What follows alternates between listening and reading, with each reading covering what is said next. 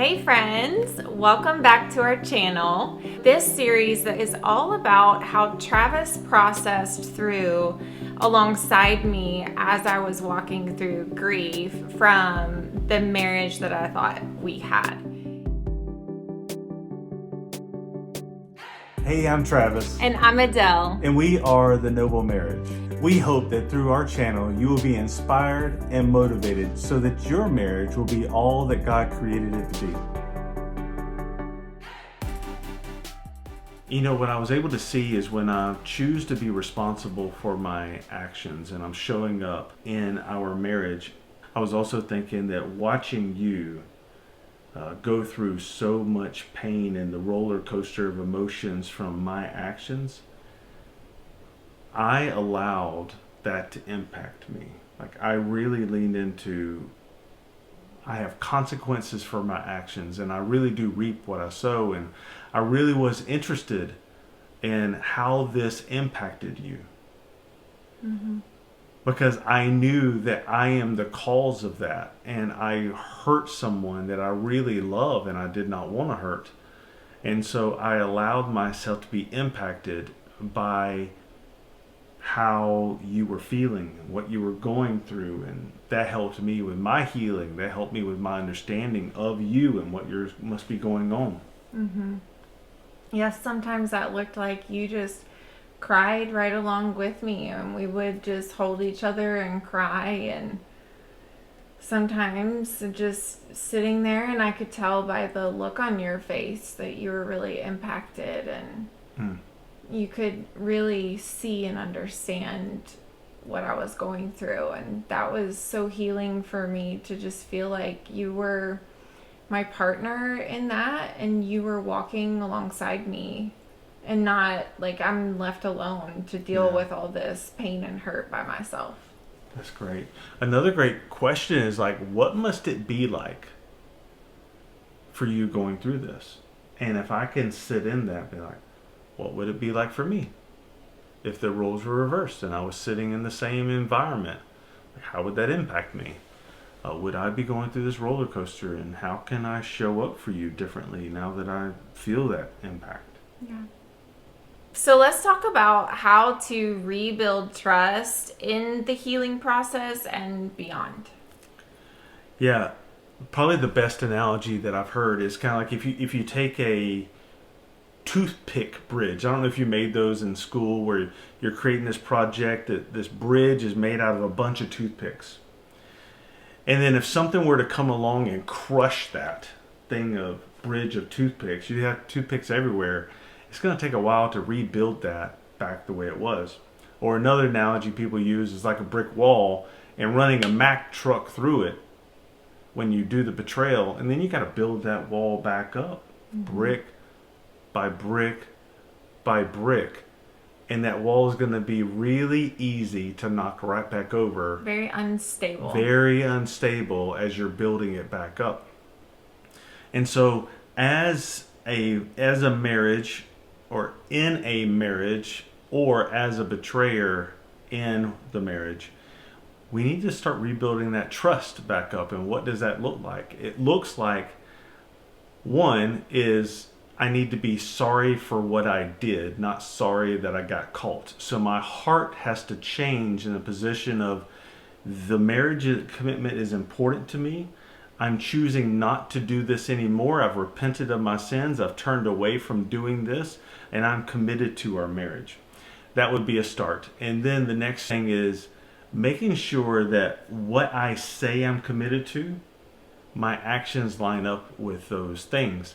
Like, if I say I'm committed to our marriage, I say I'm committed to our boundaries, and then maybe I'm texting or calling a female and you find out about it, that's probably not it doesn't line up right. No. And so not that you're doing anything wrong in that moment, but there's question. Yeah. If there's simply a question, you are not building, you are taking away from more trust. Yeah, and we have an agreement in our boundaries that if I do talk to a female, like if I need to text or call or email, which I do those things, I needed to do those things for the business that we were in. If I need to do those things, you were in the loop. You knew about it. Either you were part of that conversation or you knew that I was going to be having these conversations.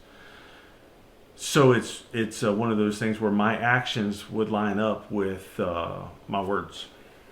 Yeah, you also made me a priority.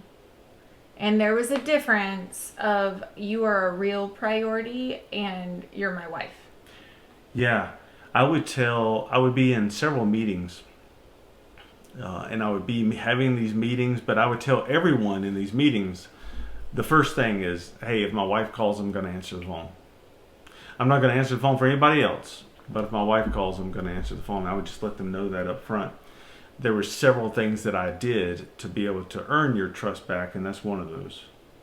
The rebuilding trust process directly impacts the length of the healing and the entire process. And so if he is constantly building trust, meaning his actions line up with his words, what he says he's going to do, each time it's just a little bit and a little bit more and a little bit more.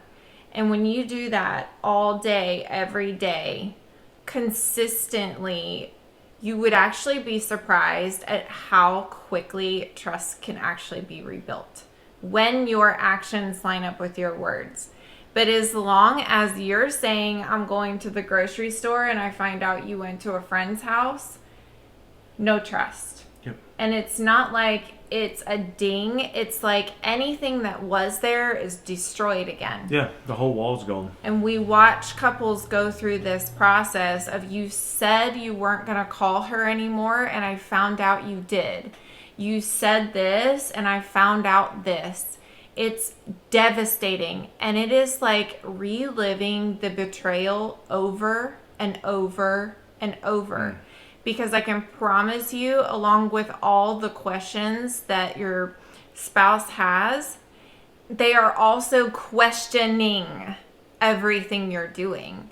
Because everything that I knew prior to disclosure was now in question. Yeah. I don't know what's true. I don't know what to believe. I'm so shocked that this even happened.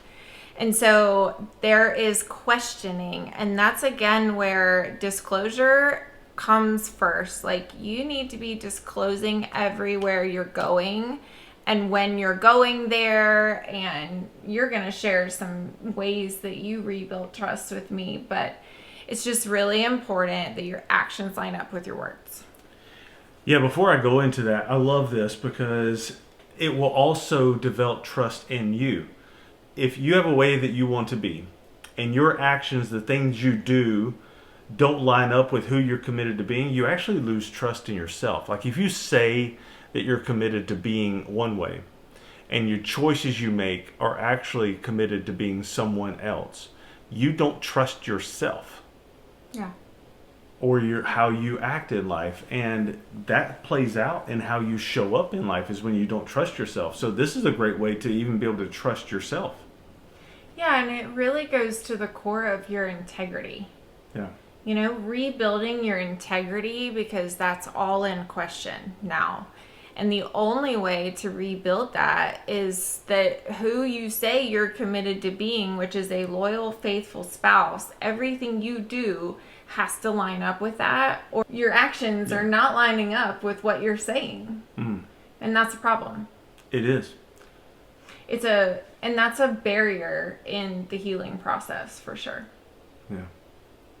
You know, some of the things that I did to be able to gain trust back with you, and you may be able to help me with some of these, is you had full access to all social media and email.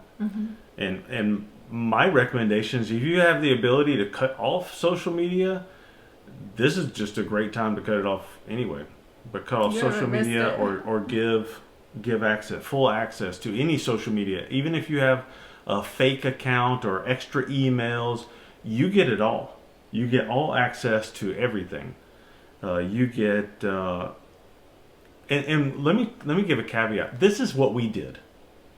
This may not serve you. This may not serve your marriage. These are examples of what we did and helped us walk through this. Another one is I changed my phone number. Yeah, and with the change of phone number, that was so helpful for me because I was trying to rebuild trust with you, but there were a lot of other people I didn't feel I could trust. Because now everything was in question, and knowing that they no longer had your phone number was a really powerful thing for me. And so it may be something that works for you, but that's what worked for us, and it really did help rebuild the trust. It does. And if you have a phone that shares where your location is, we shared our location with each other.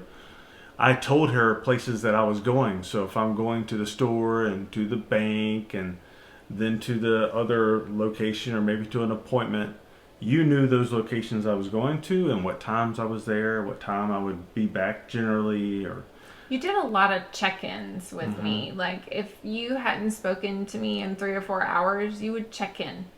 And that was helpful because specifically in the beginning, if you were gone for more than 15 minutes, I was like, where are you? Yeah. Because of what I was going through. And so just the check-in was helpful, that I didn't have to go into discovery about where are you right now. That's still disclosure, by the way. Still disclosure, and it prevents discovery, because what would happen, we would do both, is if I didn't send something to you fast enough, you're like, hey, where are you at? And you've already gone through a lot of process before you sent that message, and that's a discovery. Whereas, not that I was right or wrong, but if I were to send something to preempt that sooner, hey, I'm here, you would not be doing discovery. That would be disclosure, and it would create more trust. I say lean on the side of oversharing and let your spouse say, all right, you can dial back. Yeah. And I did. Like at first it was really nice. You gave me a lot. Yeah. And I needed it. I needed it as often as possible. And then I got to the point where I was like, you don't have to text me when you're going from one place to the other. Just tell me where you're going. And so those kinds of things, they do, like, they get better and farther between.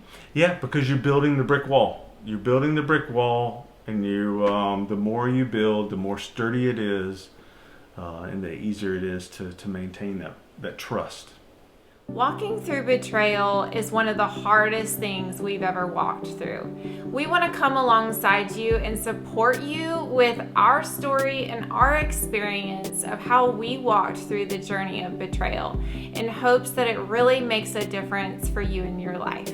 So we have some requests. If this video made a difference for you, we would love to know what that is in the comments below.